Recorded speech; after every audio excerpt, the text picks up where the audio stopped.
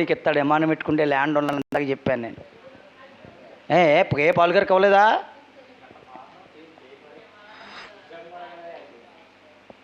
అంటే మీకు వద్దండి, మా వద్దు అమ్మ. కొంతమంది కావాలనుకుంటే కేపాల్ గారు కావాలనుకున్నాడు, ఇస్తాడు. దేవుడికి మహిమ కలుగునుగా. మనకి విమానం ఎందుకంటే బాబు, చిన్న కారు ఉంటే చాలు అనుకోవచ్చే. తప్పులేదు. మీకు అవసరమైతే అని చెప్పాను, భోగం నిమిత్తం కాదు, అవసరం నిమిత్తం అడిగితే దేవుడు ఇస్తాడు. ఏమవుతాడు అమ్మా? కేపాలు ఏదన్నా ఉంటుంది, ఇంటర్నేషనల్ స్పీకర్ అయిపోతారు మీరు. ఎప్పుడు ఎక్కడ ఉండాలో తెలదో కేపాల్లాగా. మీరు విమానం వచ్చే వరకు ఉంటే డేట్ ఉండాలి, టైం ఉండాలి. అదే సొంత విమానం ఉందంటే అంత స్టేజ్ వస్తే ఆయనకు అవసరం కాబట్టి ఇచ్చాడు. కొంతమందికి అవసరం కాబట్టి దేవుడిచ్చాడు. అందరికీ ఇస్తాడని చెప్పట్లేదు, అవసరాన్ని బట్టి మీ ప్రతి అవసరత దేవుడు తీరుస్తాడు. అంతే కదండి స్వర్ణలత గారు? అమ్మా, తీరుస్తాడు తీర్చడా? దేవుడు అవసరాలు తీరుస్తాడా తీర్చడా? తీరుస్తాడా? ఎన్ని అవసరాలు తీరుస్తాడు. ఒక ఆవిడ అందే, ఉండడానికి ఇల్లు అడిగానండి అమ్మ, కొద్ది పేడ అడిగానండి, దొడ్డు అడిగానండి, తొట్టడానికి పిల్లలను కూడా అడిగిందంట. అంటే ఎవరో కోళ్ళే. అన్నీ ఇచ్చాడండి అందంట. అన్నీ ఇచ్చిన తర్వాత ఇప్పుడు గుడిమానేసింది, కానుకలు పంపిస్తుంది. దేవుడికి మహిమ కలుగును గాక. కానుకలా ఆవిడ హృదయం ఆ దేవుడికి కావాల్సిందే. దేవుడికి మహిమ కలుగును. ఏది ఆశించినా ఇచ్చే దేవుడు ఆయన. నువ్వు అడిగిన దానికి ప్రతిఫలం ఇచ్చే దేవుడు. ఆయుష్ను అడిగాడు, ఇచ్చాడు. నాకు ఇచ్చాడు. ఆరోగ్యం వరకు, ఆరోగ్యం కాడి నుంచి ప్రతి అవసరాన్ని తీర్చాడు. దేవుడికి మహిమ కలుగును గాక. హల్లెలూయా, హల్లెలూయా, హల్లెలూయా. నేను అన్నాను, ప్రభువా బండి మీద వెళ్తున్నాను, బాగా వచ్చిన వర్షం వచ్చేస్తుంది ఆయన, ఇంక ఇబ్బంది లేకుండా తడకుండా చిన్న బండి అన్నాను. అన్ని కారులో ఆగిపోతుంది కానీ ఆ కారు ఆగదు. ఆగినా నేను తెచ్చేస్తాను. గొప్ప చిత్రం ఏంటో తెలుసా? ఆగినాది నా దగ్గర వచ్చేసి కుడిపిచ్చేసాడు. ఆ మెకానిక్ అంటున్నాడు, మీకు ఇది బలా వచ్చేస్తుంది అంటున్నాడు. అచ్చు రావడం కాదు, ఇటు మెకానిక్ దగ్గర ఇటుకి వెళ్ళిపోతే ఆడికి ఆశ్చర్యమే కదా. ఇది అచ్చు వచ్చేది అంటున్నాడు. అచ్చు కాదురా బాబు, ఇది ఎవరి కృప? దేవుడు కృప. అందుకే మనం దేవుడి మహిమని ఎవరికి ఇచ్చేస్తే నాకు అసలు ఒప్పుకోదండి. దేవుడికి మహిమ కలుగును గాక. హల్లెలూయా. చేతులెత్తి ఒకసారి దీనికి స్తోత్రం. హల్లెలూయా. నువ్వు అడిగిన దానికి ఎక్కడ ప్రతిఫలం పడదు. ఇదంతా శాస్త్రం కాదండి. ఇల్లు, బళ్ళు, ఆరోగ్యం, వయసు, పిల్లలు పెళ్లి చేసిన తర్వాత అన్నా, వయసు అంతా అయిపోయిన తర్వాత అన్నప్పుడన్నా, ఎప్పుడోకప్పుడు ఎక్కడ పోవాలి? ఈ లోకం విడిచిపెట్టాలి. విడిచిపెట్టిన తర్వాత పరలోకం అనే బహుమానాన్ని ఇస్తాడా, నిత్య జీవం ప్రతిఫలంగా ఇస్తాడా. దేవుడికి మహిమ కలుగును గాక. పరలోకాన్ని ఒకటే దేవుడు పరలోకం ఇస్తాడండి. ఈ లోకంలో ఏది లేకపోయినా ఈ లోకంలో అన్నీ కూడా ఇస్తాడా. దానికి సాక్ష్యం నేను, మీలో కొంతమంది. అమ్మా, ఎత్తాడు ఎవడో సారును, తప్పకుండా ఎత్తాడు. వీళ్ళ నాన్నమే గొప్ప సాక్ష్యం. అన్నీ ఇస్తే దేవుడు దూరం అయిపోవచ్చు కదా. అన్నీ ఇస్తే వీళ్ళ వదిన దూరం అయిపోయింది. దూరం అయిపోలేదు. ఉద్యోగం ఇచ్చే వరకు చాలా నమ్మకంగా ఉంది. ఒక సంవత్సరం, 2 సంవత్సరాల నమ్మకం, 2-3 సంవత్సరాల నమ్మకం, చాలా నమ్మకం. పెన్నొక ప్రార్థన, దీనికి ప్రార్థన, ఇంకో దానికి ప్రార్థన, వాక్యానికి దూరం అయిపోయింది. అంతే, ఆర్ఎస్ఎస్కి లింక్ అయింది. నీకు వాక్యం లేకపోతే ఎవరికన్నా లింక్ అయిపోతాం కదా. దేవుడికి మహిమ కలుగును గాక. హల్లెలూయా. వాక్యం ఉంటే అప్పుడు ఆ శక్తి ఏంటో తెలుస్తుంది నీకు, ఆ బలం అంటో తెలుస్తుంది. లేకపోతే పాస్టర్ గారిని అడగాలి, ఎలా అంటున్నారని అడగాలి. దేవుడికి మహిమ కలుగును గాక. కానీ అన్నీ తెలిస్తే సారమ్మ గారు ఏం చదువుకోలేదు. నిజంగా నడుస్తూ పోవాలనుకుంది. పడుకుని పోయిందామో నడుస్తూ పోయిందా, బాత్రూమ్కి వెళ్ళి కూర్చుందంట, షారునే తీసుకెళ్ళిందంట. అదండి దేవుడికి మహిమ కలుగును గాక. ఇంకేం కోరుకుందో తెలుసా? ఇంకా పాస్టర్ గారు నాకేది తక్కువ రాకూడదు, నాకు సమాధి పెట్టే కావాలి. గుంటూరు వెళ్ళిన పాస్టర్ గారిని వచ్చేసానండి. మీరు తెలుసా అండి, నేను రాజమండ్రిలో పడుకోవాలి, గుంటూరులో పడుకోవాలి. కానీ ఏం చేశానో తెలుసా? కరెక్ట్గా 2 అయింది. నా దగ్గరికి రామిరెడ్డి గారు ఇంకొకరు ఎవరు కానీ వచ్చారు. ఇప్పుడు ఇచ్చి రావంటే తెల్లవారుజామున రండి పాస్టర్ గారు అని అన్నారు. రాజు గారు, బుజ్జిబాబు గారు ఎవరో మొత్తానికి రామచెట్టి ఈయనని బుజ్జిబాబు గారు వచ్చారు, రాజు గారు కాదు. ఎవరు చచ్చిపోయినప్పుడు వచ్చారంటే కమిషనర్ గారు ఆయన చచ్చిపోయినప్పుడు రాజు గారు వచ్చారు.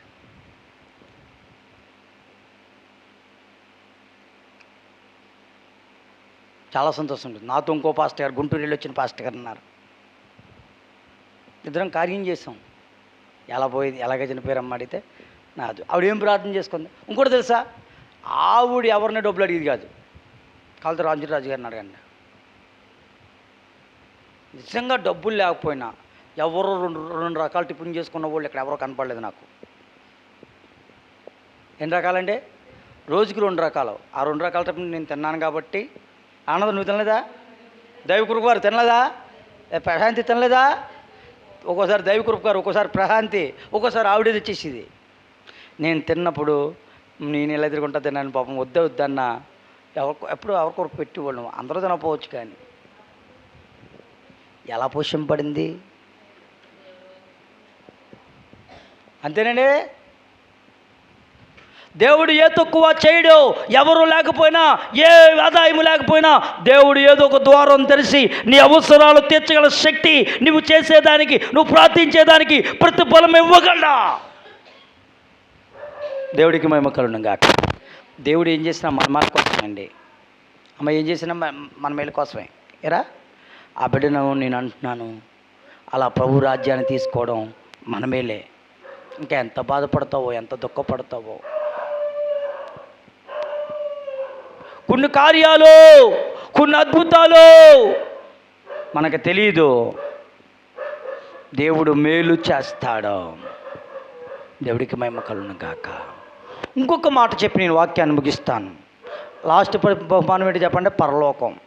పరలోకాన్ని ప్రతిఫలంగా వారికి ఇస్తాడు. బైబిల్లో ఒక మాట చెబుతాను. లోకాసువార్త 19వ అధ్యాయం. లోకాసువార్త 19వ అధ్యాయం. నమ్మకంగా మనం దేవుడికి ఉంటే కలిగే మేళ్ళేంటో, ప్రతిఫలాలు. లోకాసువార్త 19వ అధ్యాయం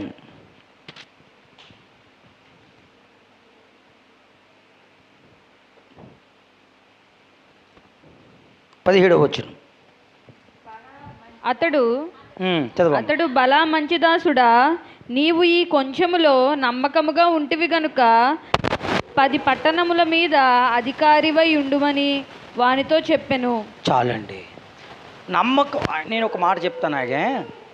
మీరు చిన్న వ్యాపారం ఉందండి, కొట్టు ఉందండి. కొట్టులో ఒక అసిస్టెంట్ని పెట్టుకున్నారు. ఆడ ప్రతిదాని దగ్గర నమ్మకంగా ఉన్నాడు అనుకో, ఎక్కడికి రానిస్తాం?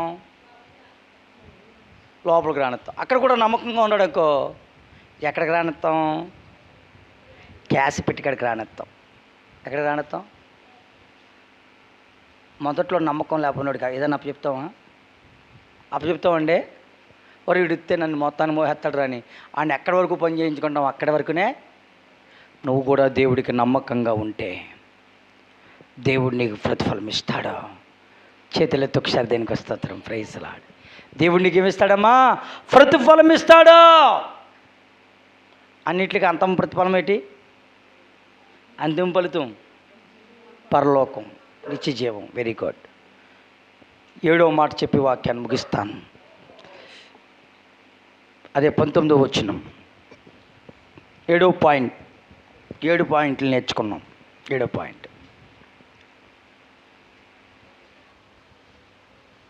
మరియు పరలోకమందు దేవుని ఆలయము తెరవబడగా దేవుని నిబంధన మందసము ఆయన ఆలయంలో కనబడెను. అప్పుడు మెరుపులను, ధ్వనులను, ఉరుములను, భూకంపములను, గొప్ప వడగండ్లను పుట్టెను. చాలు. మందసం కనపడుతుంది. అప్పుడు ఉరుములు, మెరుపులు, వడగండ్లు పడతాయని దేవుని ఒక వాక్యం చదివిస్తూ ఉంది. ప్రియమైన మందసం ఎవరిదే? ఎవరు చేశారు? దేవుడు మోసేకి చేయమని చెప్పాడు. ఆ మందసంలో ఆహారాన్ని స్వీకరించిన కర్ర, మన్నా కలిగిన పాత్రలు, బంగారు పాత్రలు, నిబంధన పలకలు ఉంటాయి. మీకు అర్థమైంది కదా? ఈ మందసం కొన్నాళ్ళు ఉండేది. తర్వాత మందసం కనపడడం మానేసింది, అయిపోయింది. అయితే యూదుల నమ్మకం ఏంటంటే అంత్య దినాల్లో మందసం కనబడుతుందని. అయితే ఇప్పుడు కనబడింది మందసం. ఇప్పుడు ఏం చేయింది? కనబడింది. ఖగోళ శాస్త్రజ్ఞుడైనటువంటి ప్రియమైన దేవుని బిడ్డలారా,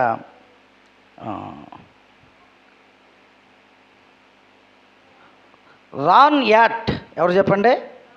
రాన్ యాట్ అనే శాస్త్రవేత్త ద్వారా అది దొరకడం, కొన్ని విషయాలు మనకు తెలియడం, అది ఇప్పుడు శీఘ్రంగా ఒక సీక్రెట్ ప్లేస్లో ఉంచడం కూడా జరిగింది. మందసం దొరికింది.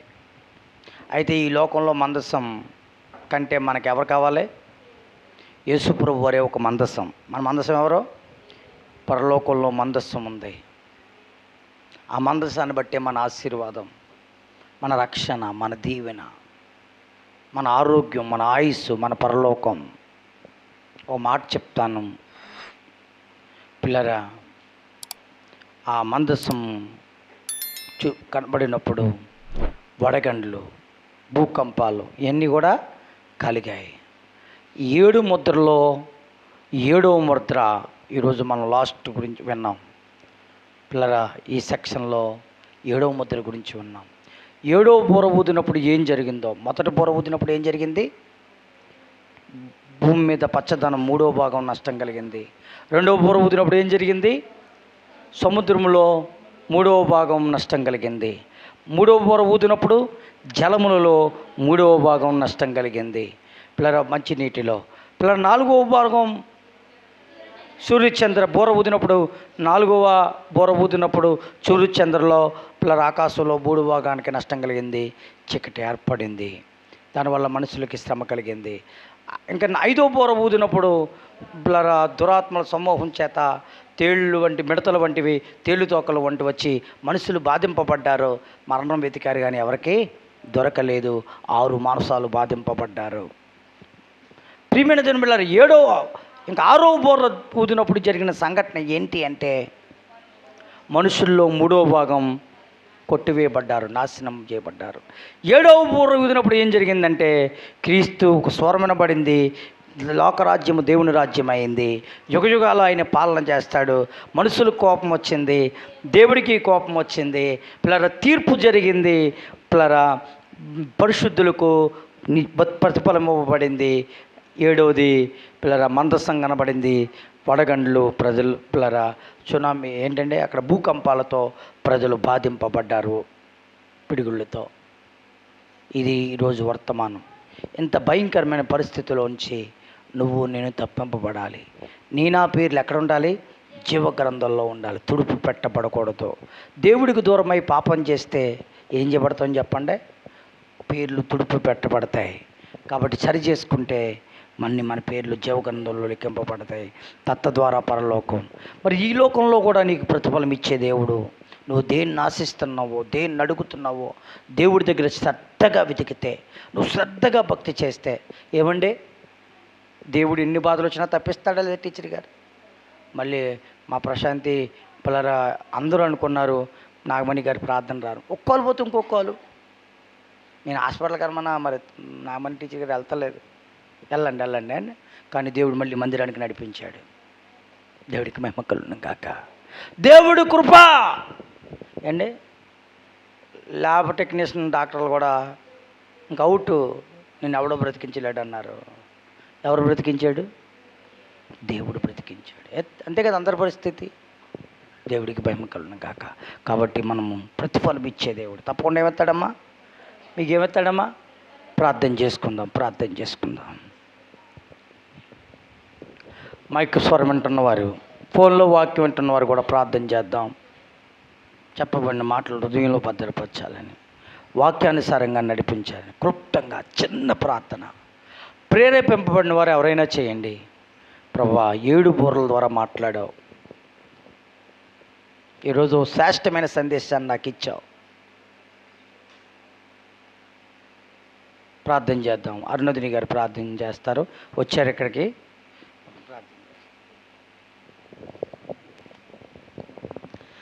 స్తోత్రం స్తోత్రం స్తోత్రం స్తోత్రం. మహాగణుడ, మహోన్నతుడ, సర్వోన్నతుడ, సర్వాధికారి, గొప్ప దేవుడా నీకు వందనాలు ప్రభువా, స్తోత్రాలు ప్రభువా తండ్రి. గడిచిన కాలం అంతా నీ సజ్జమైన హస్తాలు భద్రపరిచి దాచి కాపాడి ఆయుస్ ఇచ్చి ఆరోగ్యం ఇచ్చి ప్రభువా, ఈ విశ్రాంతిలో తండ్రి మధ్యాహ్న కాల సమయంలో ప్రభువా నీ సన్నిధిలో ప్రభువా నీతో మాట్లాడే భాగ్యం ఇచ్చినందుకు నీ స్తుతులు స్తోత్రాలు చెల్లిస్తున్నాం ప్రభువా తండ్రి. నాయన ఇదిగో ప్రభువా తండ్రి మధ్యాహ్న సమయంలో తండ్రి జరుగుతున్న ఈ ఆరాధన బట్టి వందనాలు తండ్రి. పాటలో ఉన్నారు ప్రభువా, ఆరాధనలో ఉన్నారు తండ్రి. వాక్యంతో మాతో మాటల విధానం బట్టి నీకు స్తుతులు స్తోత్రాలు ప్రభువా తండ్రి. చెప్పమని మాటలన్నీ మొదలు భద్రపరచండి ప్రభువా తండ్రి. నాయన 7 బోర్ల గురించి విన్నాం ప్రభువా తండ్రి. నాయన మాటలన్నీ కూడా మొదలు భద్రపరచండి. వాక్యానుసారమైన జీవితం అందరికీ అనుగ్రహించండి ప్రభువా. విని విడిచిపెట్టే వారం కాకుండా తండ్రి వాక్య ప్రకారంగా జీవించే భాగ్యం అనుగ్రహించండి ప్రభువా తండ్రి. నాయన భయంకరమైన దినములు అపాయకరమైన దినంలో ఉంటుండగా ప్రభువా తండ్రి. నాయన నీ రెక్కల నీటిలో తండ్రి దాయండి కాయండి ప్రభువా తండ్రి. మా ప్రతిదీ కూడా ప్రభువా తండ్రి నాయన నామానికే తండ్రి మహిమకరంగా జీవించే భాగ్యం అనుగ్రహించండి ప్రభువా తండ్రి. నాయన ఇదిగో ప్రభువా తండ్రి ఎన్నో తండ్రి మాటలు చెప్పారు ప్రభువా తండ్రి. దైవ